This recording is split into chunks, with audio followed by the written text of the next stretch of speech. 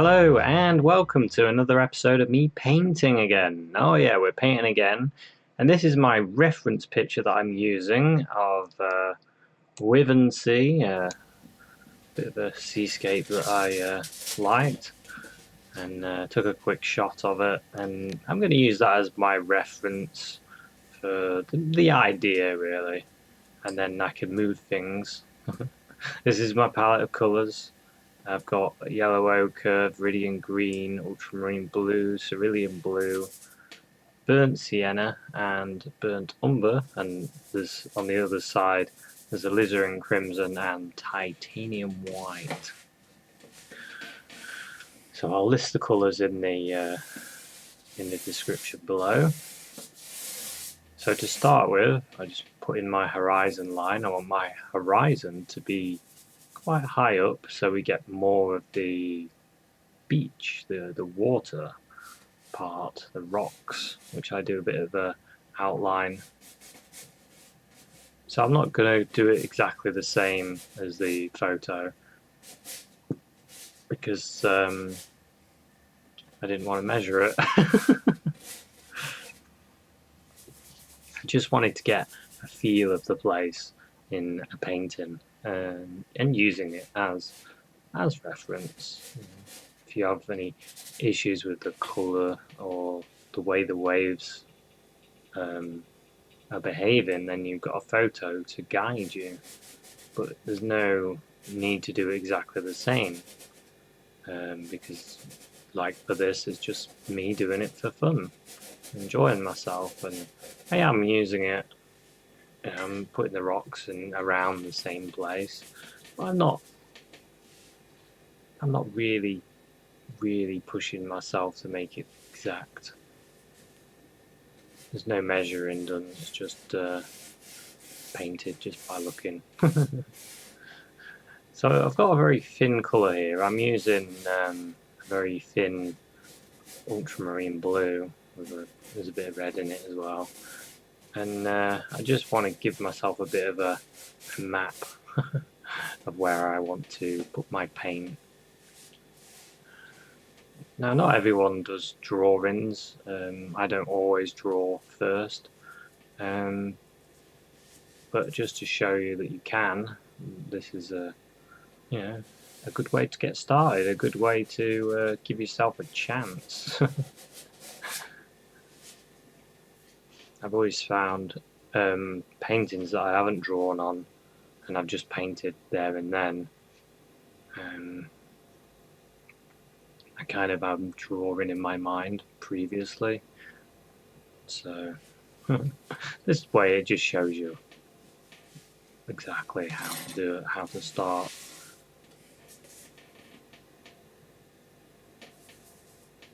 I'm mixing my sky colour up with some ultramarine blue and some cerulean blue, and that nearly hit my thumb. That did. In fact, some of it did go on. Some ultramarine blue and cerulean blue mixed together, and then in some white. And then I look at the colour and choose, say, the cerulean's a bit warmer and ultramarine's a bit cooler. So I sort of try and balance it to the right colour. I do find you get a really good sky colour with that mixture.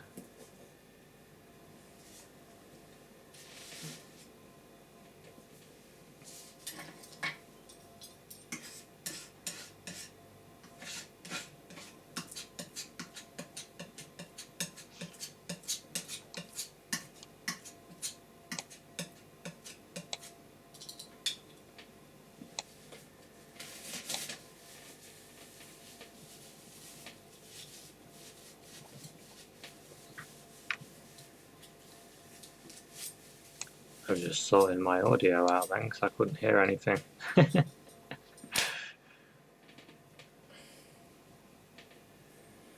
now I've got my drawing ready and got some blue on the brush, just scrubbing away the gap between the clouds. There's a nice strip of blue, and I was just checking my colour to make sure it was about right there.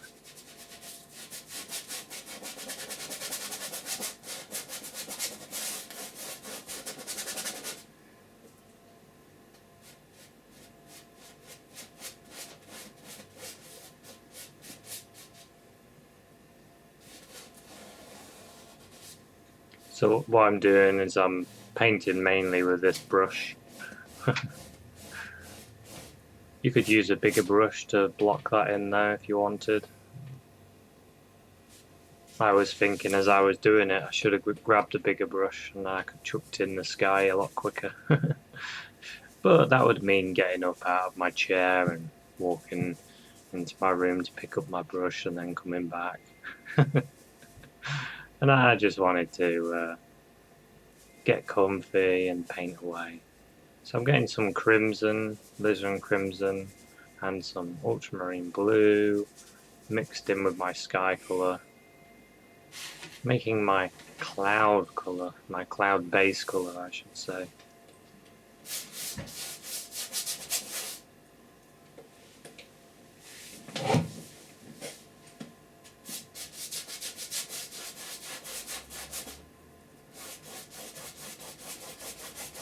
And just scrub that in.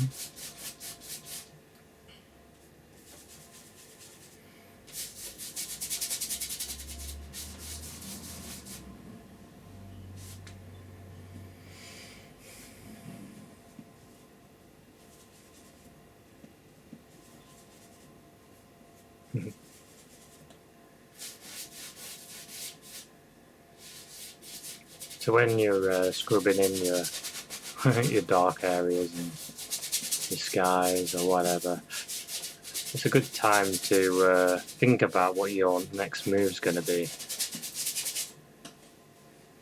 Because when you're scrubbing, you're just scrubbing in the paint. You're not really thinking that much. You're just doing it. And when my arm aches, switch to my left. And then carry on.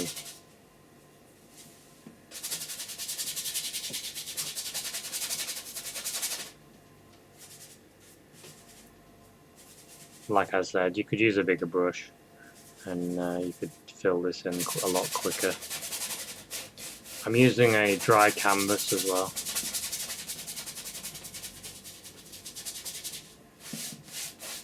There's no medium on the canvas, it's dry.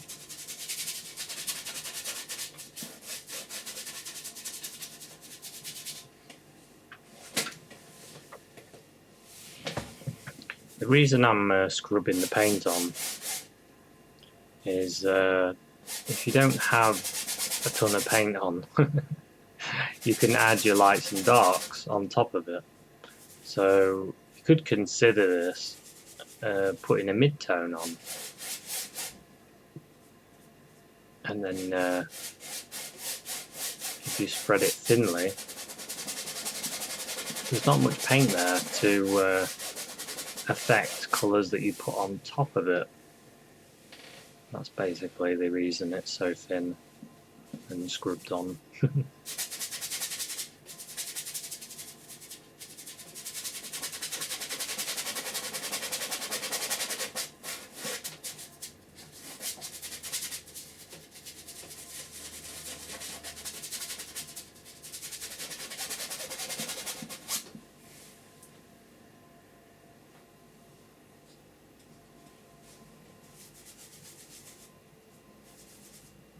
So I was pretty excited about doing this painting.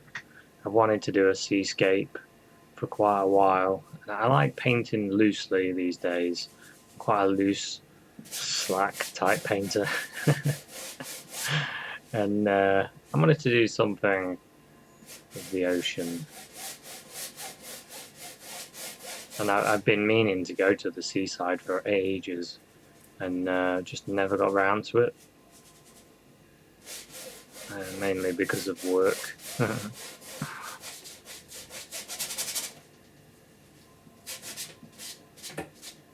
So I had a bit of a stroke of time, luck, and I was able to go.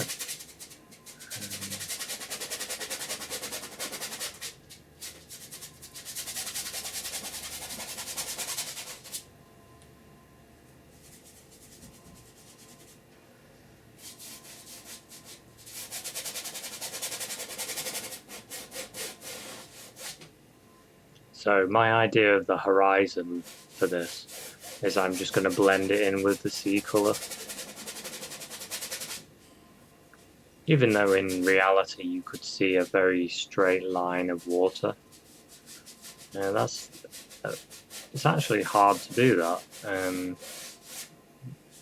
unless you use rulers and things, or masking tape. If you haven't got that, a good way of getting rid of that horizon is just blending it away. And then you get that illusion of distance as well. So I'm kind of doing it for two reasons. One, to hide away the fact that my horizon line would be all over the place. And the other reason is because it looks very distant when it just blends away.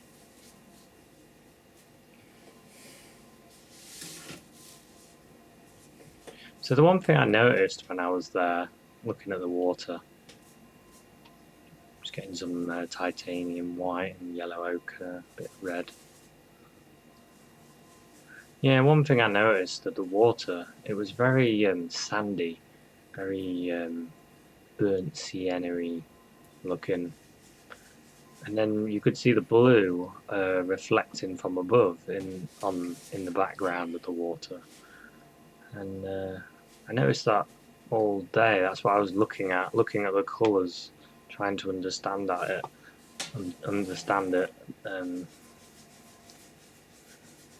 So there's a bit more blue in there, a bit more red in there. What I'm doing is I'm making a dull white. I'm dulling down the white. Ready for clouds. I don't want the clouds to pop out from the sky. Keep them far back.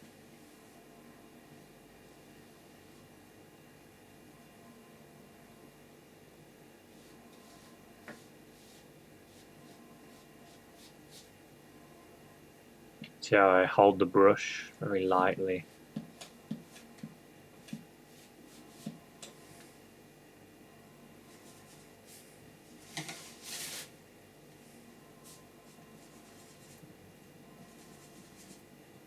Got myself a drink. Drinking out of a lens.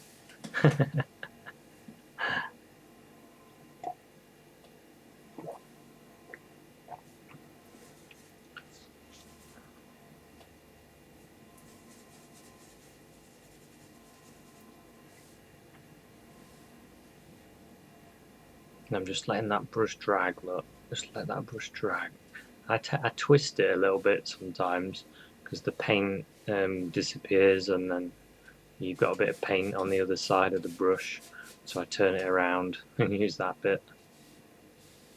And then as the brush gets closer to the canvas, there's a bit of paint a bit further up the brush that you can get rid of.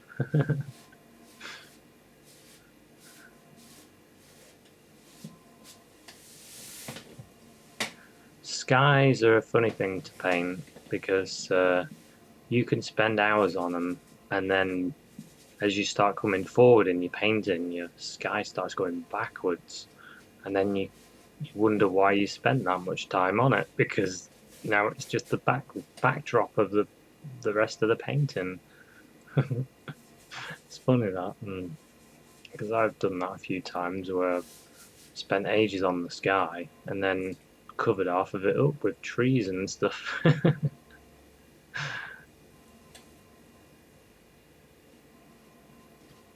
It's like clouds in front, so it's a little bit lighter.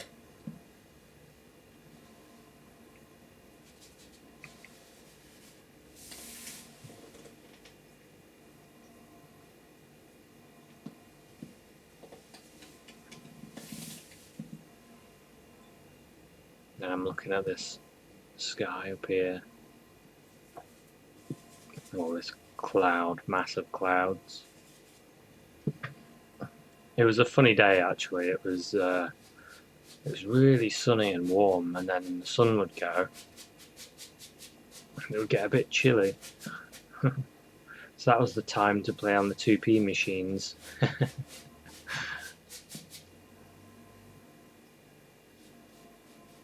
Then we had a really nice warm spell where I got to paddle in the sea. And I could get some really good photos and good little clips that you saw at the beginning while I was paddling. The waves were a lot bigger than I thought. It was a perfect day to take pictures of waves.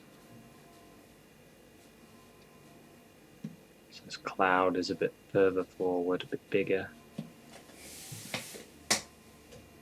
Can add a bit more detail.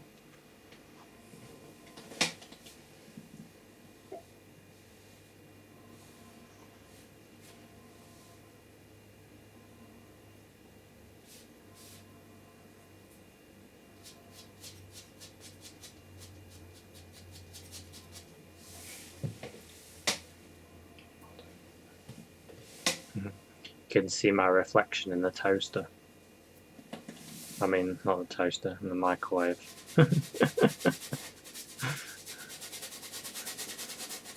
And I just keep sitting back. I always sit back and have a look. Just scrubbing in the bit of light colour at the base there. Like I said, I'm going to blend that away. There I go. Sit back, have a look. Think about my next move. Just wipe my brush on a bit of paper.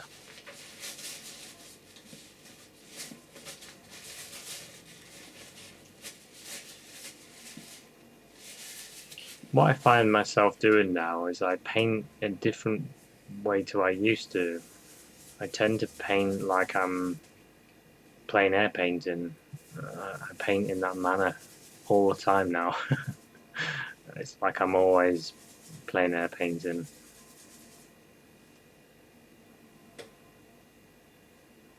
And I like that. I like the that way because I don't. What am I trying to say? I'm more conscious with the amount of brush strokes I use, and I'm more specific with my brush strokes. And I think that's made me a better painter from doing plein air painting, and I continue doing it. I'm just mixing my colour. What I'm trying to do is get a bluey, a bluey, greeny, browny colour. Sort of a cool colour, a cool. Imagine like the beach mixed in with the sky. That's basically what I'm trying to create, and using my reference photo to mix the colour. Of course, there's lots of different variations in the water, and that can be a bit tricky when you're trying to mix colour.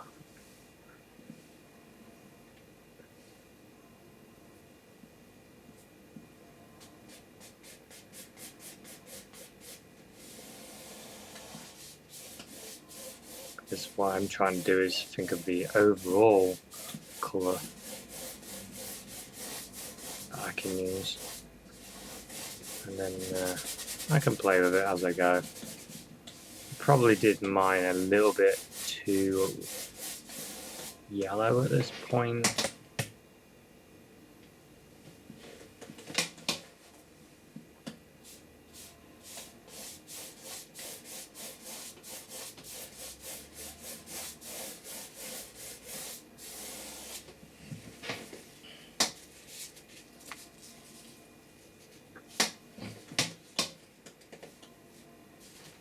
I was thinking at this point, I've got all my sky colour, so I can use that for everything, for the waves, for the reflections on the water, for the froth, and also in the background, using the little, because I did see that a lot, that colour a lot, the sky colour reflecting in.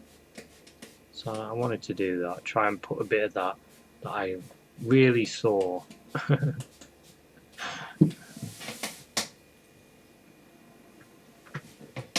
think that's the problem with photographs. Sometimes your camera will sort the colours out to the way that the camera thinks they should be, and Obviously a camera is not as good as your eyes. You can see a lot more. See a lot more colour, tone. So it's good to be able to be there and try and remember what it looked like and then get that effect into your painting.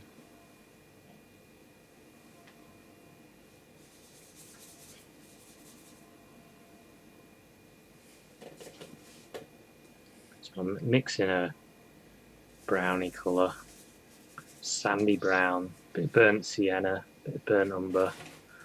Looking at the wave, the colour of the wave, it was a sandy colour. It was all churned up. The sand was all churned up. It was rolling over.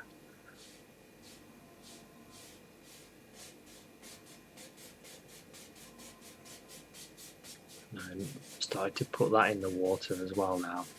So that's starting to look more like it did look. The differences in the water. It was sandy and it was a bluey colour.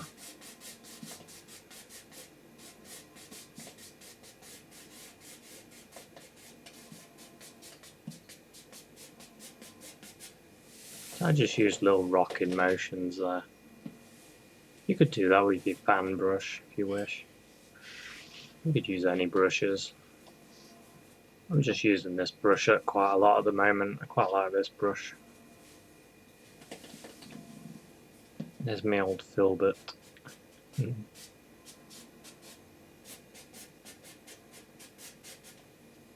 The filbert works well as well.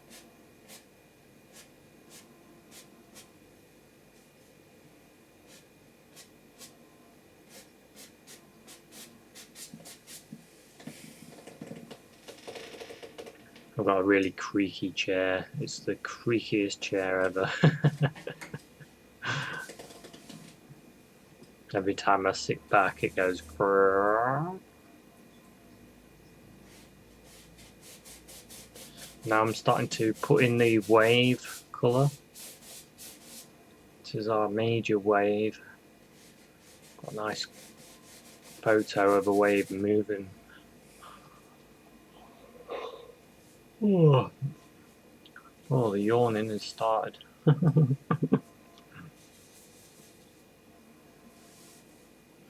I couldn't hold back yawning.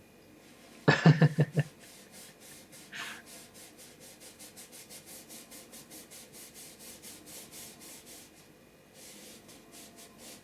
do enjoy painting water. It is challenging, it is tough.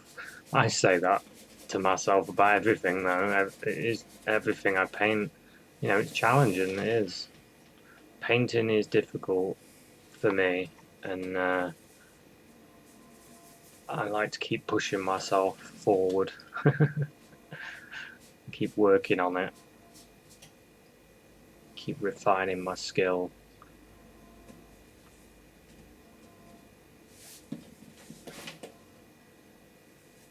Getting a bit of blue and brown. So you throw in the ultramarine blue into your burnt umber. Put a little bit of alizarin crimson in there. Make a really nice dark. Really nice dark. And I really want the dark to be in this part of the wave, where the wave has turned over and it's almost completely shadowed the inside of the wave. That's not really a word, is it? But you know what I mean. When it just, all the light almost is gone. There's the water, the mass of the water is turning over. And this water isn't very transparent because of all the sand that's in it. It's very opaque, really. Until it gets a lot thinner on the beach part, down this part. Then you can see the beach through it.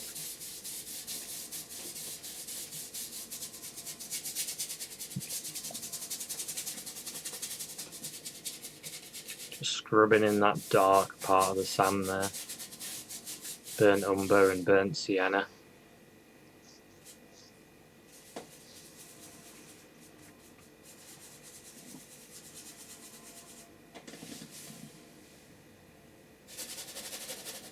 And then using a bit of the sky colour, the blue, throwing that in the mix, and then we're getting a different colour, which is more of the, so here we go, burnt sienna, some white, there's some sky colour, the blue, there we go, the blue, and we're making sort of a greenish colour, and that's what you get in the water.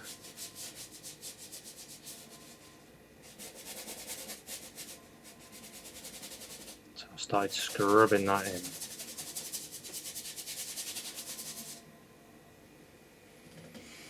Really staining that canvas. The horrible white canvas. If you're afraid of white canvases, and I used to be afraid of white canvases,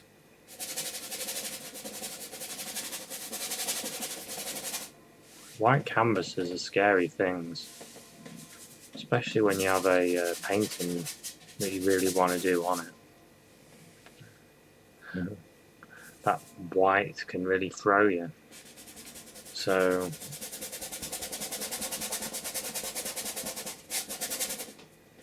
one thing you can do, stain your canvas a different colour. Stain it brown or something, or grey. I like doing it grey myself, a warm grey.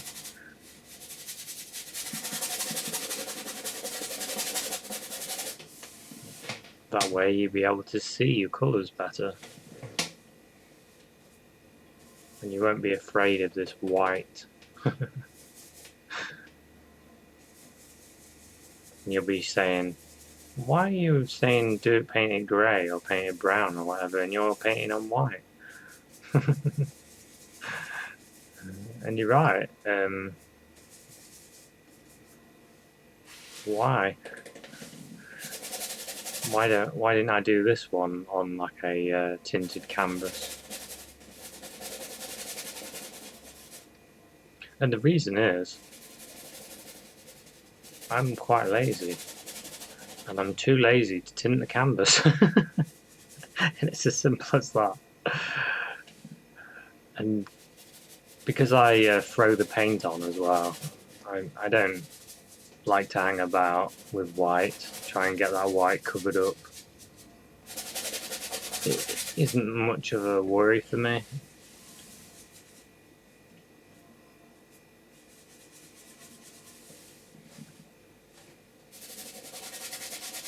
But for a while, when I was learning to paint, I did tint my canvas a lot, and it did help me a lot.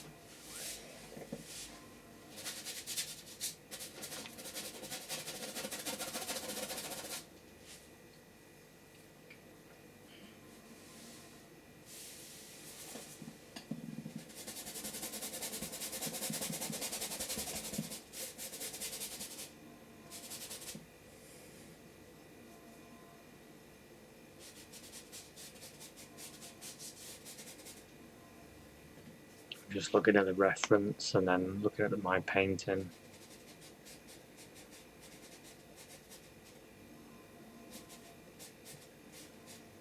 Looking at where the water's reacting.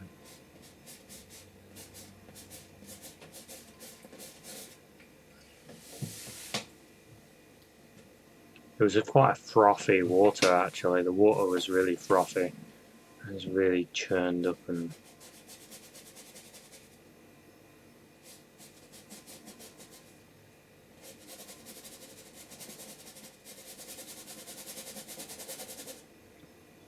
it was really great though. It was really great seeing the huge waves. There was one wave that came through, and it just covered this kid. This kid was there in his swimmers, his swimming trunks, and he was diving over the waves, and then like this great big wave just covered him, and I was like, oh my god! But it was all right. He was ready for the next one. The lifeguard was watching.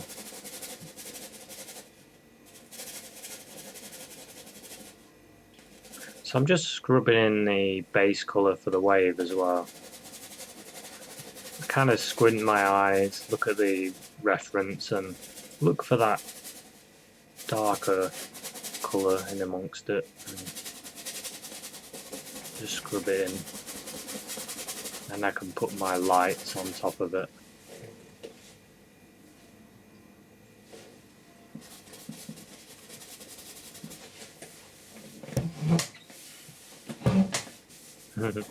Just moving myself in closer.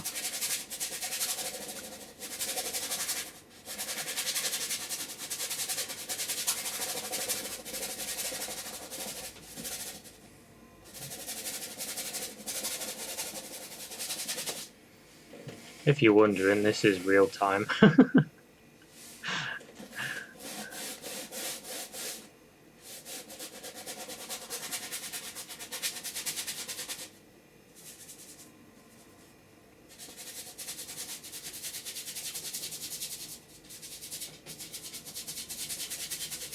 Just scrubbing in the paint.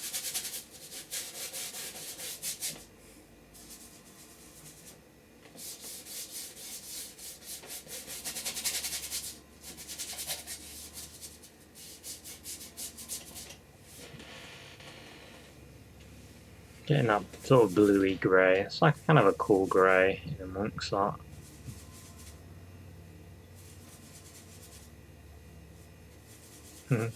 Didn't actually notice when I was painting this, but that almost looks like a bridge there.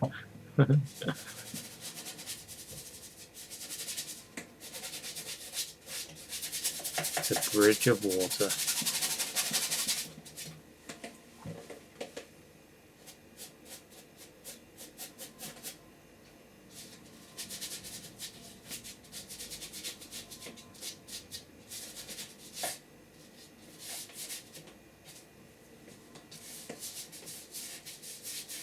Just filling that in happily.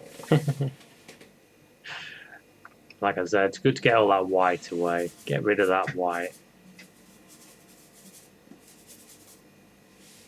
Once you've got rid of all the white, then you can start working on the whole painting, looking at it as a whole rather than separate areas.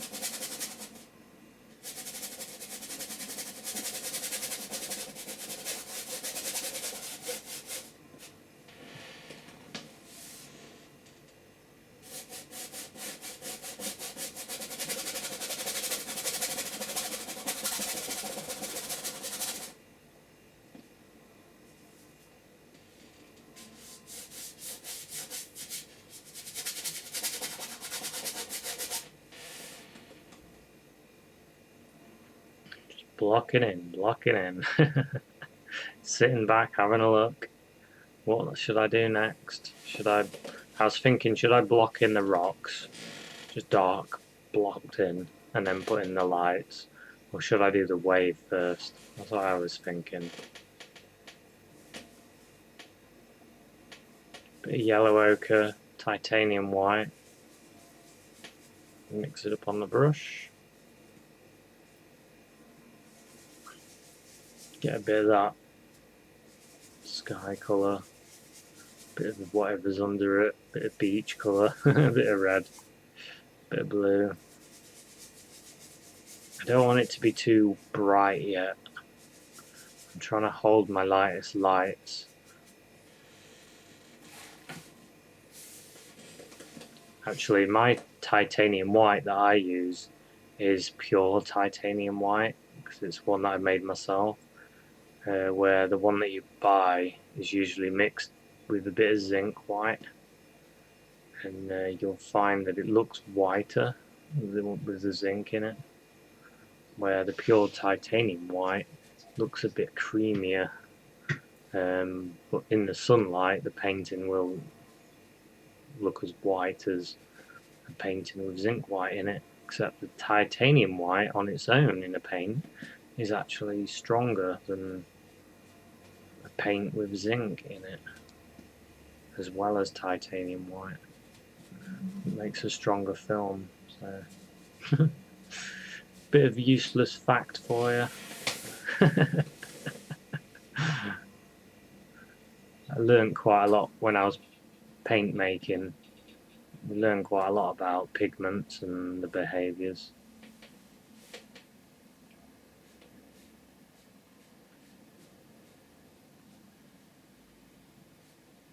So I'm just getting the feel of the wave, the way it rolls over and crashes.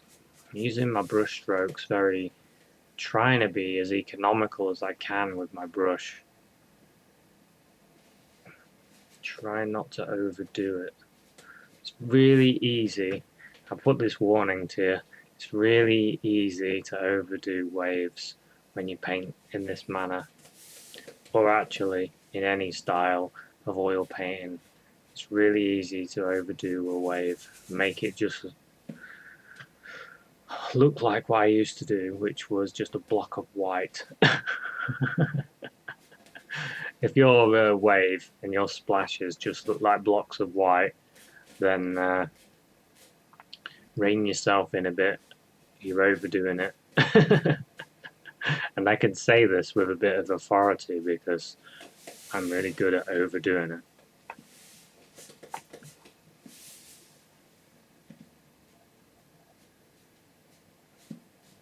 So I'm trying to get the feel of it, the shape of it, the construction of it. I'm thinking a lot while I'm doing this wave. Because really, it's the star of the show. This wave is the star. And if you get the wave to look good, to look like it's splashing, then it's going to set the whole painting off.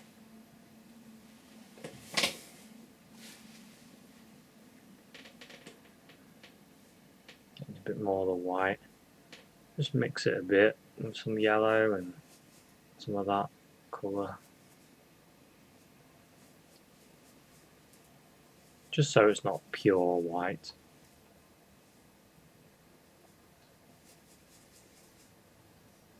Turn the brush, load it up.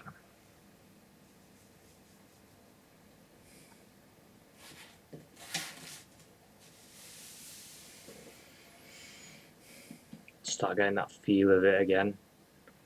Start splashing it, splashing the paint on.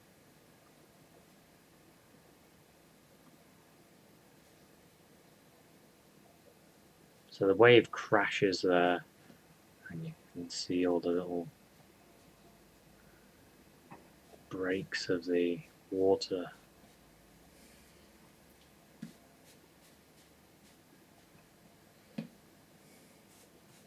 So yeah, I didn't plan with this painting, I didn't plan on doing a photorealistic painting. I wanted to do a more impressionism style, really just a way I would paint it, not really thinking about how other painters paint it, just painting it.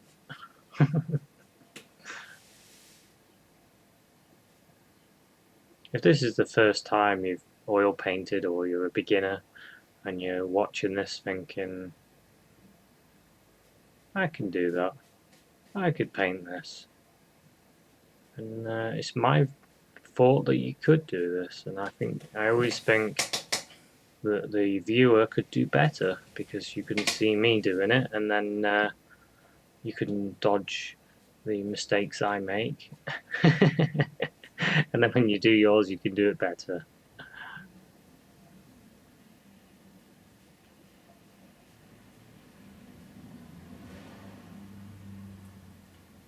See all these brush strokes.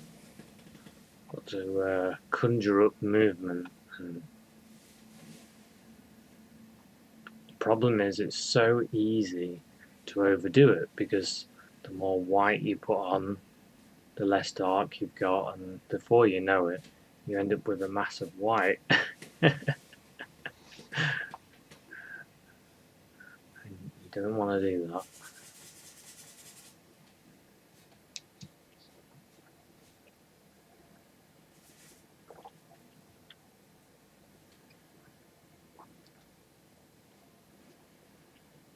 Little splashes there.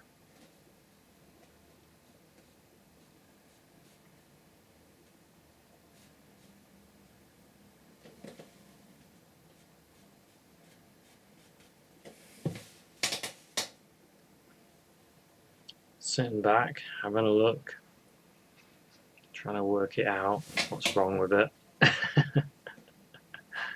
Actually, what is wrong with it is I've put too much white in the same place, which needs breaking up. But I do work that out.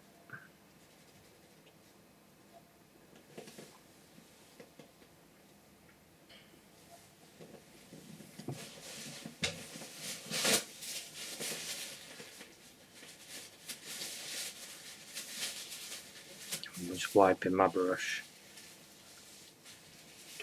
Put a bit of squinting my eyes and looking for these dark areas in amongst this now.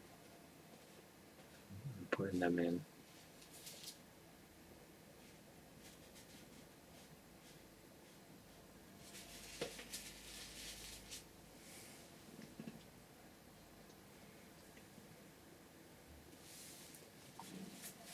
Squinting your eyes, looking at your reference, looking at your painting.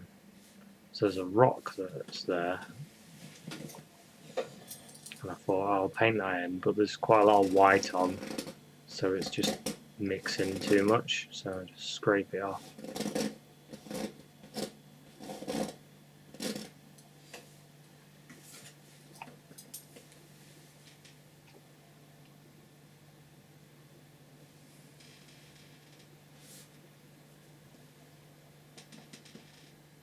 See, with the white scraped off, I can put my dark rock in. No problem. It doesn't mix as much because there's not as much paint left now. Good little tip for you.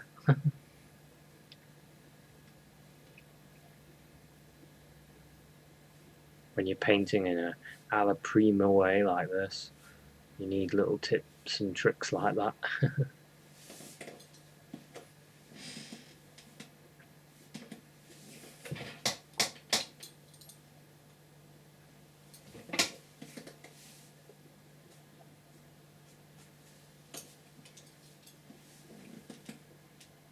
Getting some more of the water and it's splashing over this rock. That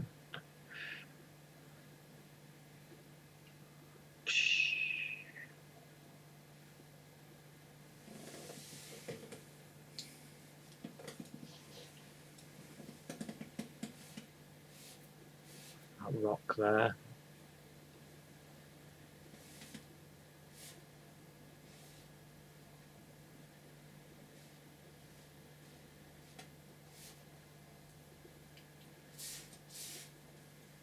And this is when I thought I might as well stop blocking these rocks in that's in front. Start getting the whole painting moving. So some ultramarine blue and some burnt umber. Bit of green in there. Because you do see a bit of green on the rock.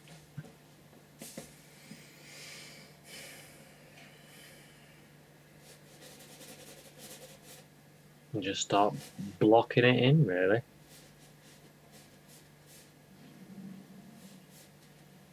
I start off quite cautious. I look at the shapes and I think I'll be cautious, and then I just go nah and just paint.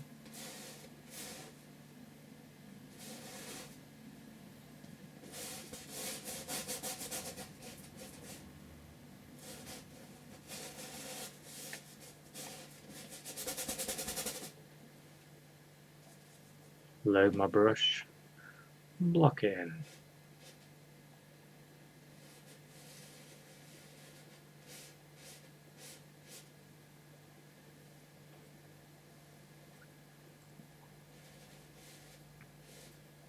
Again, those other rocks that are out there.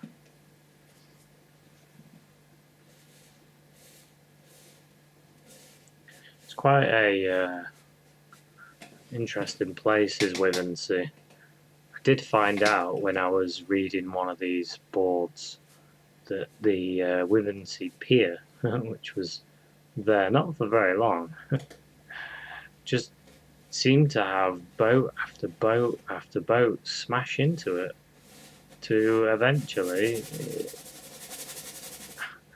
after not that many years really, it was all gone.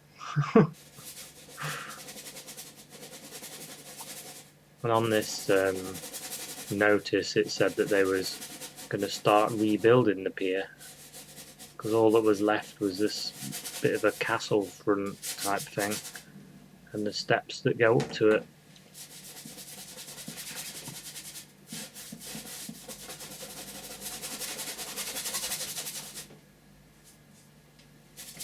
I'm just blocking in the dark here.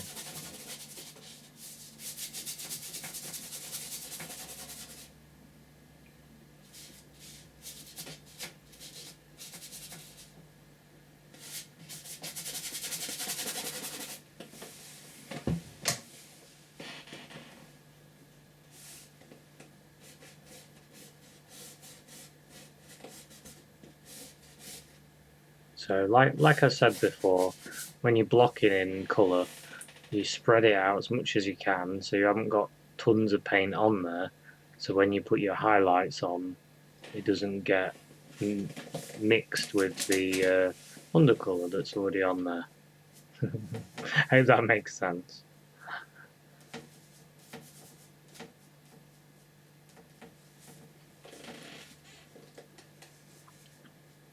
So I'm mixing my highlight colour for the rock. Bit of yellow, ochre, bit of the viridian green, bit of crimson, mixed on a dirty brush. And look at the highlights, where the light's hitting.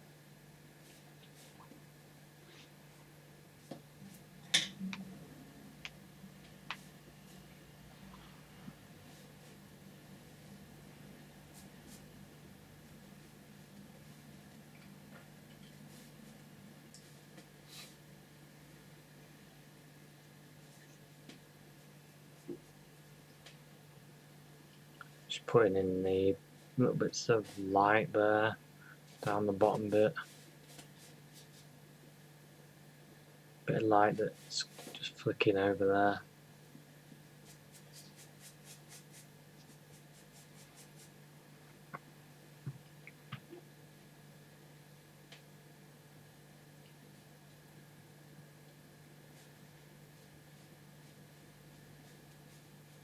So you could spend a while putting in a lot of detail if you wish, if you want this rock to have more detail.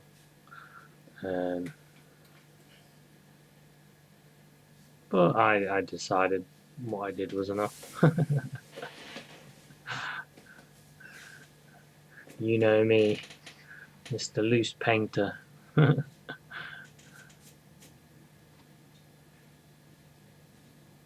mean, this painting took me over an hour. I think it was an hour and 10 or 20 minutes, I can't remember. And I've got to tell you, a few years ago, it would have taken me a heck of a lot longer. A heck of a lot longer.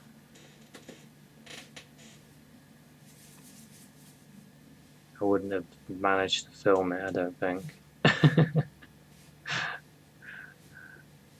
But don't worry about speed. When you're painting at home and you're enjoying yourself, you can spend all day on paintings. In fact, you can spend weeks on paintings. I know of a painting in the National Gallery that took an artist 20. Wait, I think it was 12 years. Yeah, I was going to say 20 something years, but I think it was 12. It was a portrait of a woman, and it took 12 years to do. 12 years painting the same painting.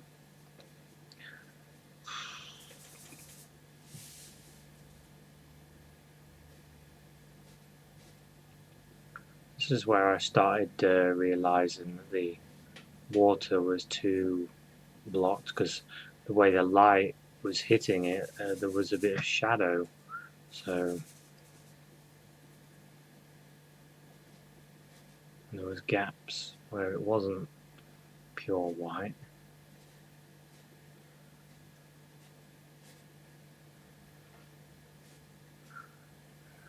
Because if you do it all solid white, you don't see anything. There's no movement. The movement's gone because it's just white.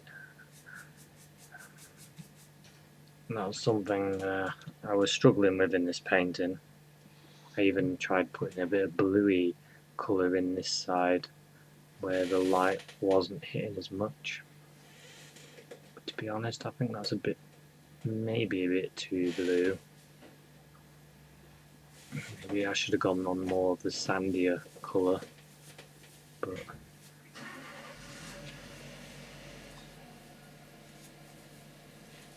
it's okay, it still worked.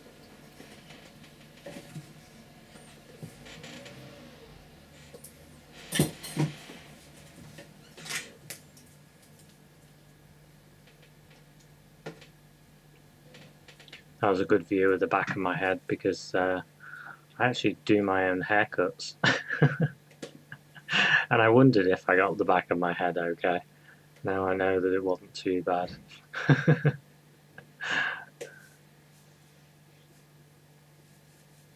I know what you're thinking. What bowl do you put on your head when you do your haircut?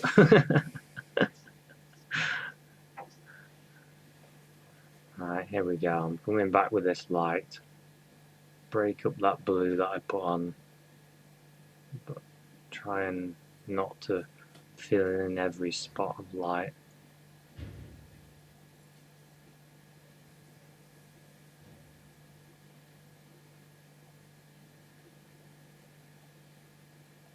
I think doing waves and making them look right is very similar to doing leaves on a tree.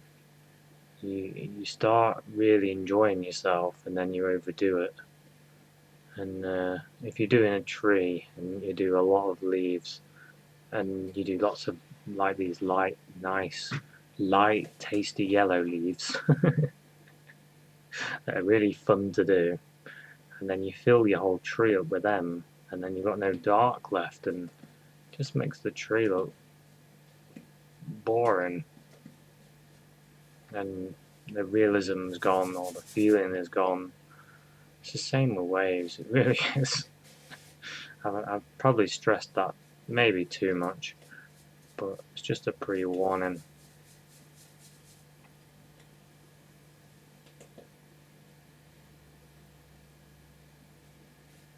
So getting some light now on this, where it's like frothy, there's movement, and I wanted to create that movement that I could see on the surface. And I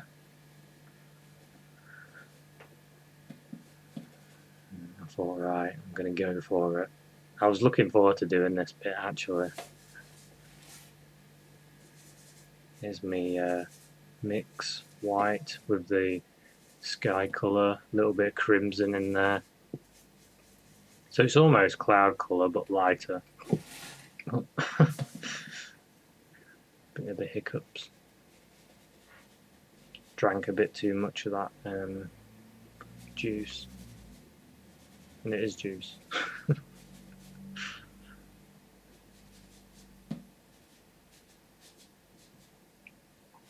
Just letting my brush ride around on the waves like a surfer. Well, there's no waves there, it's just flat there. There's only little bits of movement. It's interesting how the waves would hit this rock and then it would sort of come around. There's just a lot of movement. That's what I really liked about it. All the movement that's there.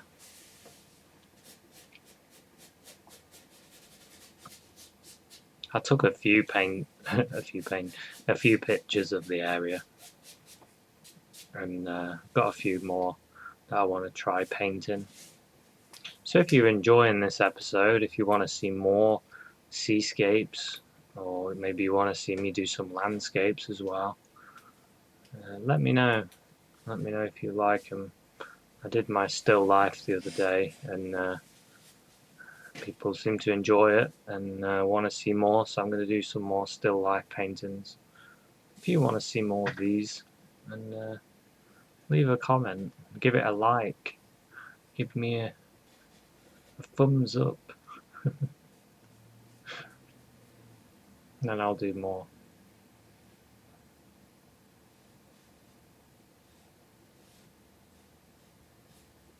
I'm trying to create the movement in the water. Try and use my brush to create that movement. It's funny really, isn't it? You're trying to create movement on a flat surface. But for some reason, somehow, some magical way, it looks like you can look in there, paddle in there, just by using a brush and some paint. Amazing.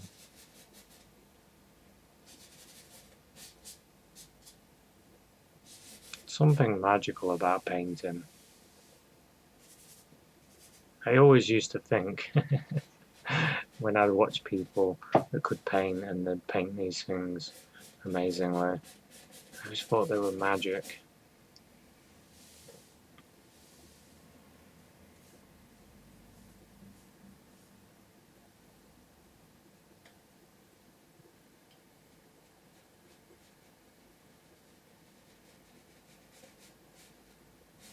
Bringing up that paint up to the rocks.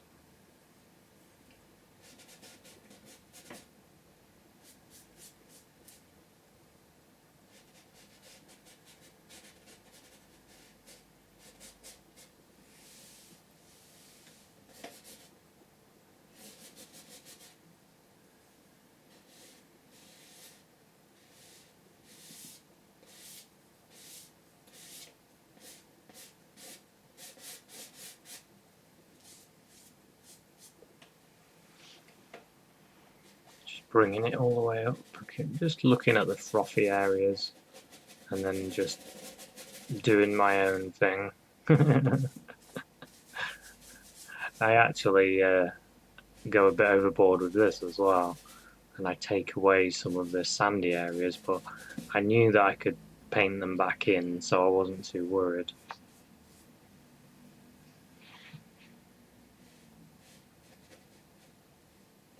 Bit of light.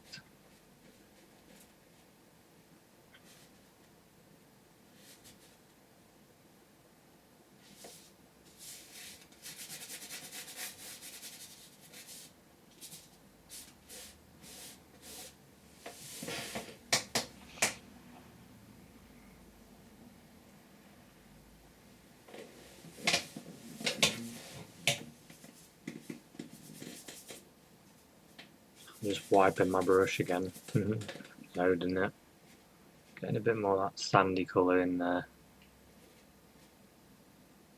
It was bothering me. that major wave part was bothering me a lot. I was like, it's too white.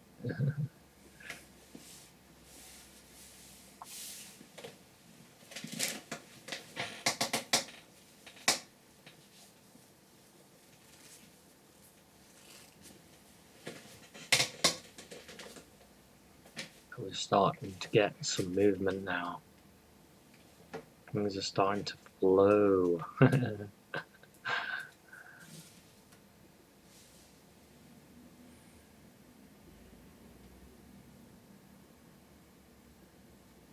Just dragging that paint, really lightly dragging it.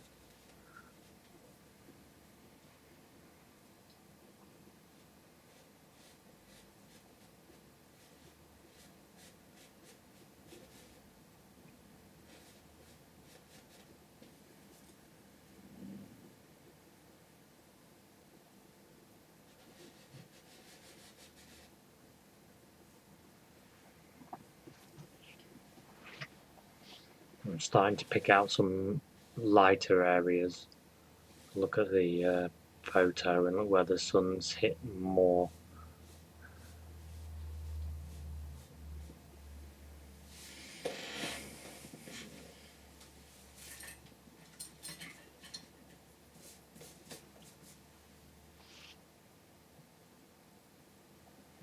I always find it relaxing watching a painting being painted. start falling asleep.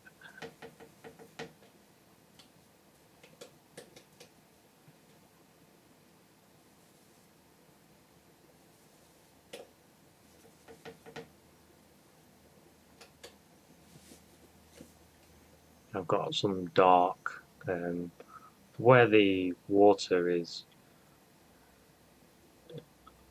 on top of water, where the wet sand has like a ripple going over it. That dark underneath, it just makes it stand up. And, you know, it's like that in real life. You have the under shadow that you need to put in. It makes a huge difference.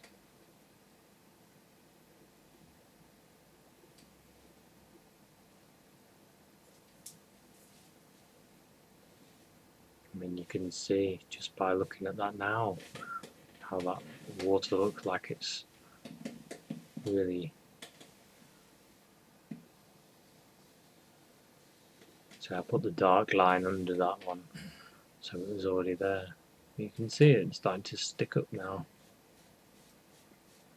It's sticking up above the sand. Good old illusions. Where would we be as painters without illusions? Nowhere.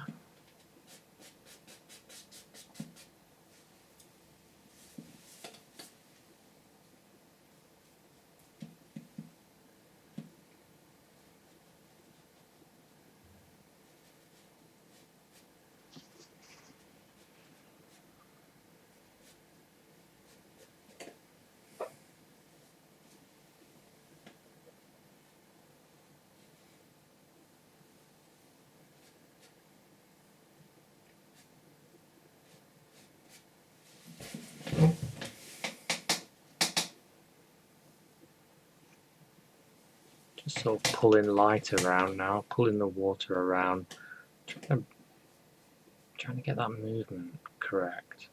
Wanted a bit more light hitting that part of the wave. It was a little bit too dull. Trying to unify the painting. I'm at that point where I'm not really looking at the reference anymore. I'm just looking at my painting and how to make it better.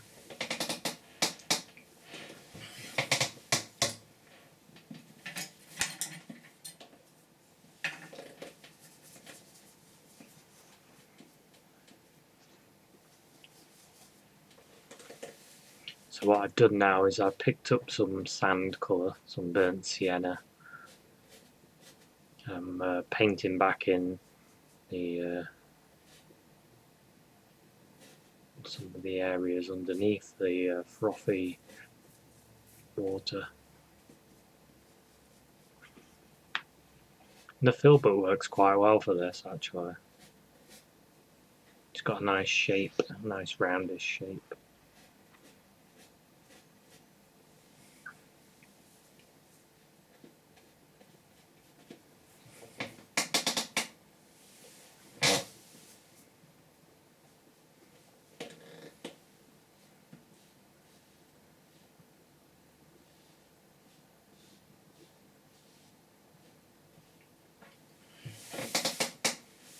And it helps show the motion when you can see the sand underneath.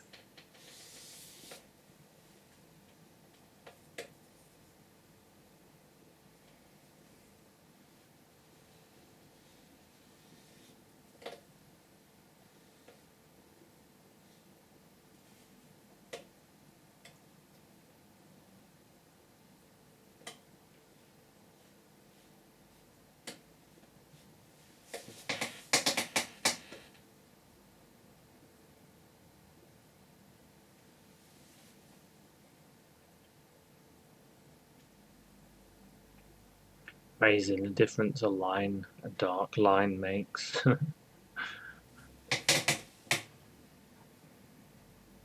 Looking at that rock, thinking it needs a bit more of a sand colour on it.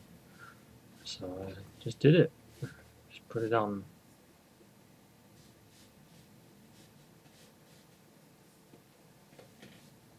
And it was a good call because it needed to be connected to the area, and it does have a sand colour on it in real life, so just makes it look a bit better.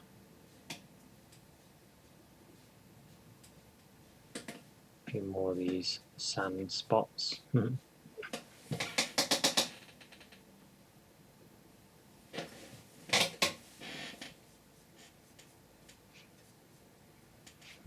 Always sitting back having a look.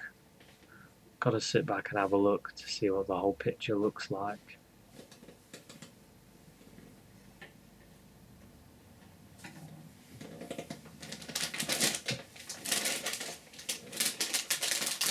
Grabbing a wet wipe, wiping my hand, wiping my brush, and wiping it on a paper towel. Then I mix it in a bit of paint, depending on what colour I'm using, and then wipe it on a paper towel again, and then I go into my paint. Just getting some light just to pull that out.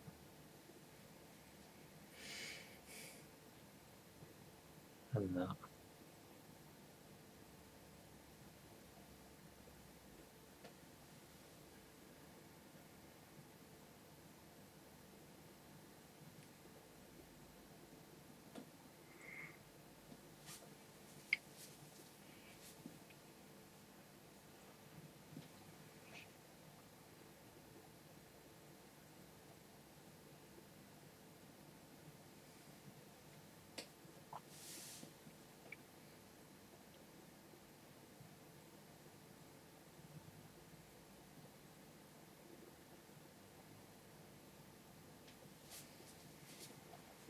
Quite softly, just putting in some light there.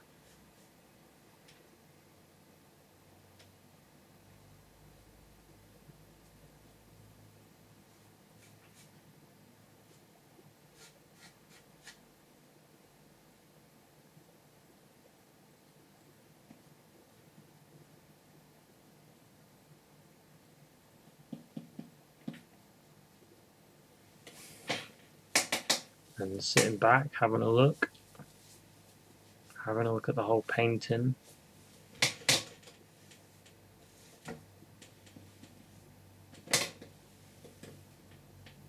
Doing little finishing touches, really. I mean, like I said, you could go on and on and on. You could paint for hours, weeks, months, years on the same painting. And you can render it as near to photo or real as you can see. I wanted to put this little post in. It must be like a little marker of sorts, not really sure what. Maybe it's boat lanes or something, I don't know. And then a wave there.